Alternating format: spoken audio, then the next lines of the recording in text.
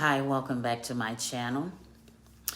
This episode is entitled Daniel's Humble Interpretation. I wrote earlier today, which was actually yesterday, about the importance of awareness of spiritual warfare. It was of God, and I deviated from the book of Daniel, which I have just begun to read. But after I had finished writing, I asked God to confirm that what I had given you was of Him. Then I went to read the beginning of the book of Daniel again. Let me help you discern that it is of God. King Nebuchadnezzar had a dream that, even though he could not recall it, troubled him greatly. So much so that he could not sleep, leading him to call the magicians, enchanters, sorcerers, and the Chaldeans to not only interpret the dream, but to tell him of what he dreamt. This is where God will prove that people really don't care whether the prophecies that are given to them are true at times, but that is pleasant to their itching ears. Because these false prophets had no power and authority, neither did they know God. Just as you see today, they needed to be cognizant of portions of the dream to be able to wrest their words. They begged King Nebuchadnezzar to tell them the dream so that they could interpret it. He had threatened to kill all of them. Listen to how he exposed them. The king said, "If you will not reveal to me the content of the dream, there is but one sentence for you. For you have already prepared lying and corrupt words, and you have agreed together to speak them before me, hoping to delay your execution until the situation is changed. Therefore, tell me the dream first, and then I will know with confidence that you can give me its interpretation." Daniel chapter 2, verse 9 of the Amplified Version. Now, I want to make you aware that Daniel, along with Shadrach, Meshach, and Abednego, was not aware of what was going on because they were separated from the false prophets, set apart. Not only this, but if you pay attention, you will recognize that the anointed of God is usually the last to be called upon to provide a divine answer, no matter the situation or circumstance. The prognosticators confessed that they were not capable, nor were they endowed with mystic, supernatural, or supernaturally dark abilities. The Chaldeans answered the king and said, "Now listen closely. There is not a man on earth who can tell the king this matter, for no king, lord, or ruler has ever asked such a thing as this of any magician or enchanter or Chaldean. Furthermore, what the king demands is an unusual and difficult thing indeed. No one except the gods can reveal it to the king, and their dwelling is not with mortal flesh." Daniel chapter 2, verses 10 and 11 of the Amplified Version. Let me interject why the Lord has me tell you often that the Spirit bears witness to the flesh, that no matter who you are, you know that God is.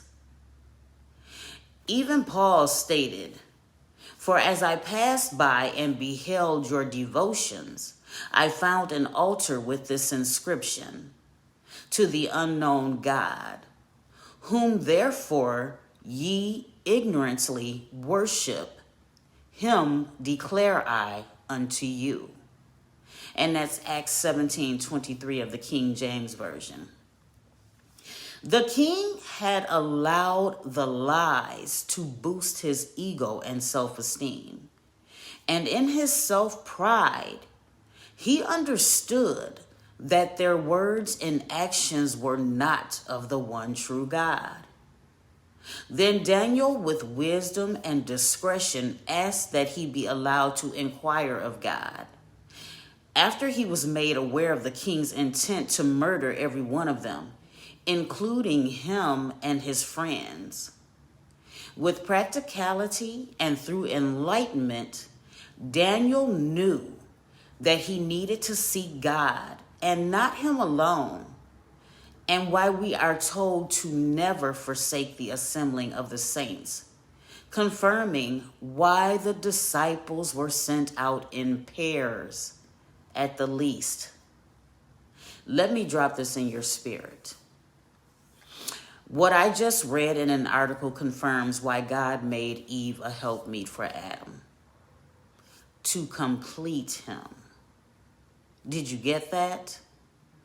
This is why he referred to her as bone of my bone and flesh of my flesh. But I digress.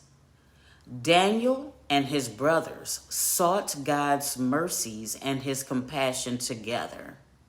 Now, as I explained yesterday, secondary to the pride of man, everyone worships other men and themselves, even those who claim to be of God.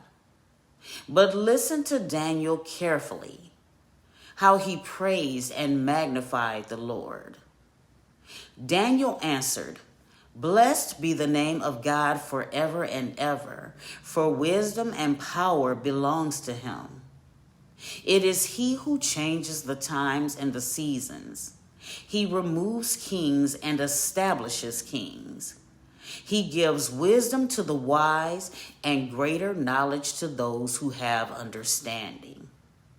It is he who reveals the profound and hidden things. He knows what is in the darkness," and pay attention, "and the light dwells with him. I thank you and praise you, O God of my fathers, for you have given me wisdom and power. Even now you have made known to me what we requested of you. For you have made known to us the solution to the king's matter." Daniel 2, verses 20 and 23 of the Amplified Version. To reinforce how easy it is for us to want to exalt ourselves, pay attention to what the guard states after Daniel requests to see the king, to give him the answers that he desired. Then Arioch brought in Daniel before the king in haste and said thus unto him, "I have found a man of the captives of Judah that will make known unto the king the interpretation." Daniel 2, verse 25 of the King James Version. Now he favored Daniel and may have meant no harm, but this is done often. People take accountability for others' accomplishments, including the power endued from on high, to be favored by man. The first thing that Daniel did when he answered the king was to not only acknowledge God, but to make him aware that God allowed Nebuchadnezzar to see what would happen in the end times. This should not be taken lightly. God revealed undisclosed prophecies to him. It confirms why Nebuchadnezzar was so angry and willing to take such drastic measures. His inner man was aware that what he could not remember was significant. You can continue to read chapter 2 at your leisure. I just wanted to confirm the word of the Lord to me as he allows me to share it with you. Thank you for joining me again. always coming from a place of love. Thank you.